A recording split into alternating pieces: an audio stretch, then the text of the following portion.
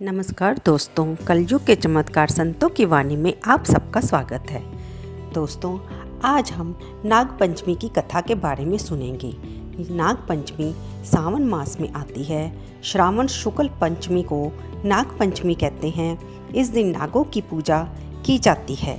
गरुड़ पुराण में ऐसा सुझाव दिया गया है कि नाग पंचमी के दिन घर के दोनों बगल में नाग की मूर्ति खींचकर पूजन किया जाए। पंचमी तिथि नागों की तिथि मानी जाती है और ज्योतिष के अनुसार पंचमी तिथि के स्वामी नाग हैं, अर्थात शेष आदि सर्पराजों का पूजन पंचमी को होना चाहिए। सांपों को सुगंधित पुष्प तथा दूध अति प्रिय होता है, अतः इन्हें आज के दिन नाग पंचमी के दिन अवश्य भेंट करना चाहिए, इनकी पूजा करनी चाहिए। दोस्तों, इस बार नाग पंचमी 2 अगस्त दिन मंगलवार को आ रही है और हम सबको यथाशक्ति नाग देवता की पूजन करना चाहिए। नाग पंचमी के बारे में एक कथा आती है, इसका हमें अवश्य श्रवण करना चाहिए। अगर हम पूजा करने के लिए मंदिर ना भी जा सके तो नाग पंचमी की कथा सुनने से भी इसका पुण्य अवश्य मिलता है। नाग पंचमी के दिन नागों की पूजा करने से, उन्हें दूध पिलाने से और उनकी कथा सुनने से हमारा जो काल सर्प का दोष है वह दूर होता है। अकारण मृत्यु, असमय मृत्यु का भय दूर होता है और हमारे कई पापों का, कष्टों का निवारण होता है।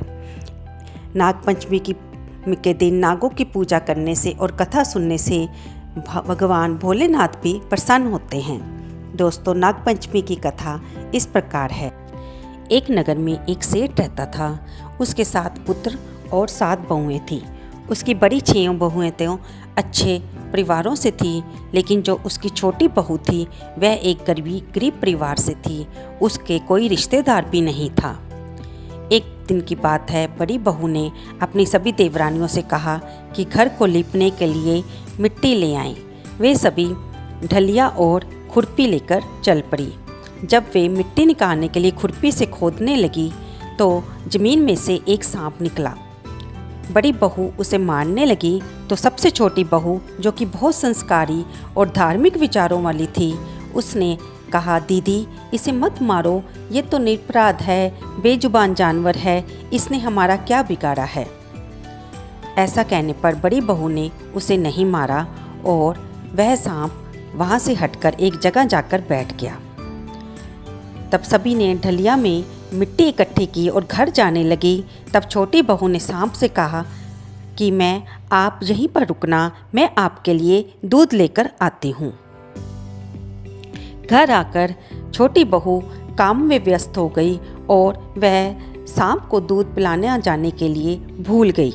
अगले दिन सुबह जब उसे एकदम से याद आया तो वह भागी भागी दूध का कटोरा लेकर वहाँ पर गई तो उसने देखा सांप वहीं पर बैठा हुआ था और वह गुस्से में लग रहा था।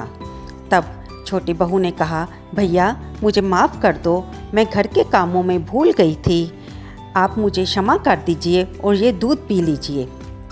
तब सांप ने कहा कि मैं तुझ पर बहुत क्रोधित हूँ, लेकिन क्योंकि तूने मुझे भैया कहा है और मेरी जान भी बचाई थी और अब मेरे लिए दूध लेकर आई हो, इसलिए मैं तुम्हें माफ़ करता हूँ। आज से तू मेरी बहन हुई। ऐसा कहकर सांप ने दूध पी लिया और चला गया। छोटी बहू भी घर वापस आ गई। सावन के मास में सभी बहुएं अपने अपने मायके जाने लगी तो वे छोटी बहू से मजाक करने लगी कि तू कहाँ जाएगी, तेरे तो कोई भी नहीं है। वे सभी अपने मायके चली गई और छोटी बहू उनकी बातें सुनकर रोने लगी। तो उसने देखा कि एक व्यक्ति बाहर उसके पिताजी से बात कर रहा है और वह जब वहाँ गई तो वह व्यक्ति क्या कह रहा था कि मैं आपकी छोटी बहू का भाई हूँ और उसे मायके ले जाने के लिए आया हूँ। सेठ जी ने कहा कि इसके परिवार में तो कोई भी नहीं है, तुम कहाँ से इसके भाई लगते हो। तब उसने कहा, मैं इसका दूर का भाई हूँ और उसने अपनी बातों से सेठ जी को दिलासा दिलाया और कहा, बहन तैयार हो जाओ, मैं तुम्हें मायके ले जाने के लिए लेने आया हूँ।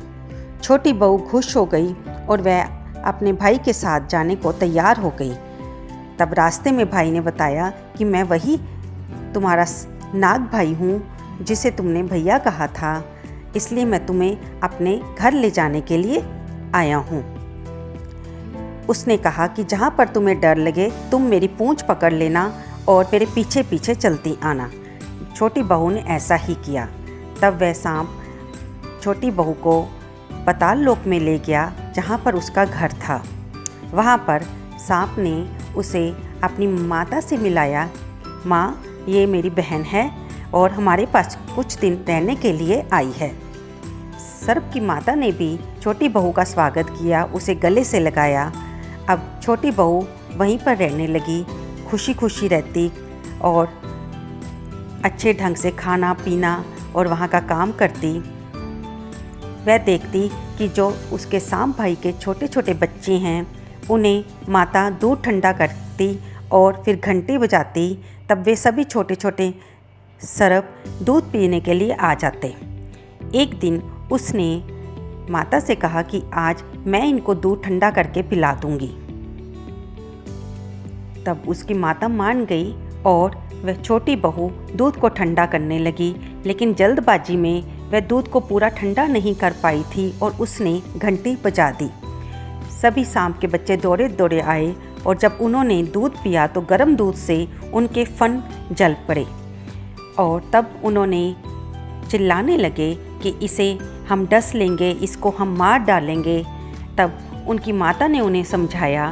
तब वे ऐसा करने से रुक गए और फिर नाग और उसकी माता ने छोटी बहू को बहुत सारा धन और हीरे मोती देकर विदा किया। जब सर्प भैया छोटी बहू को उसके ससुराल छोड़ने आए तो बड़ी बहुएं उसके साथ इतना धन देकर कहने लगी कि जब इतना धन लेकर आई हो तो इससे झाड़ने के लिए सोने का झाड़ू भी ले आती।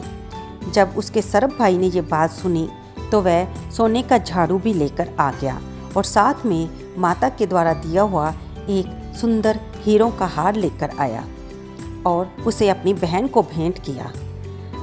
उस हार को देखकर सभी मोहित हो गई और धीरे धीरे गांव में चारों तरफ उस हार की बातें फैलने लगी कि वह हार बहुत सुंदर है।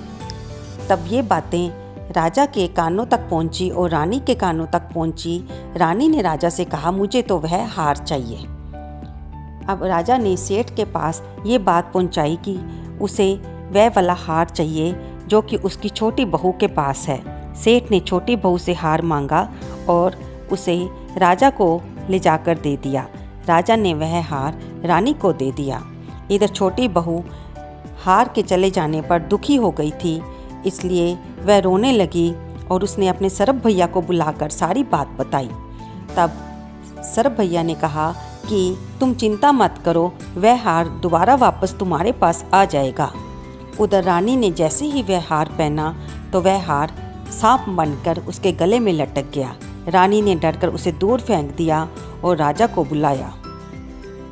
तब राजा ने सेठ को बुलाया और सेठ छोटी बहू को लेकर वहां गए।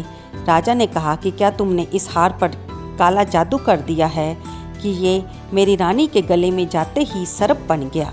बताओ तुमने ऐसा क्यों किया? तब छोटी बहू ने राजा को सारी बात बताई और उन्हें बताया कि ये मेरे सर्प भाई ने मुझे हार दिया था जिसे सिर्फ मैं ही पहन सकती हूँ।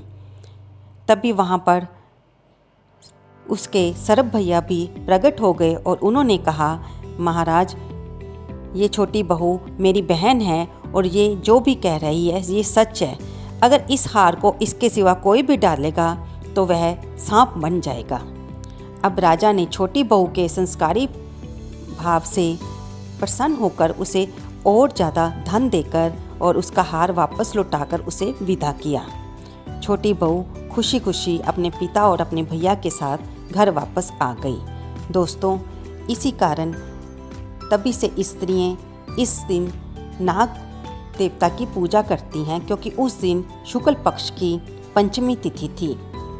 स्त्रियाँ नाग देवता को अपना भाई मानकर उनकी पूजा करती हैं।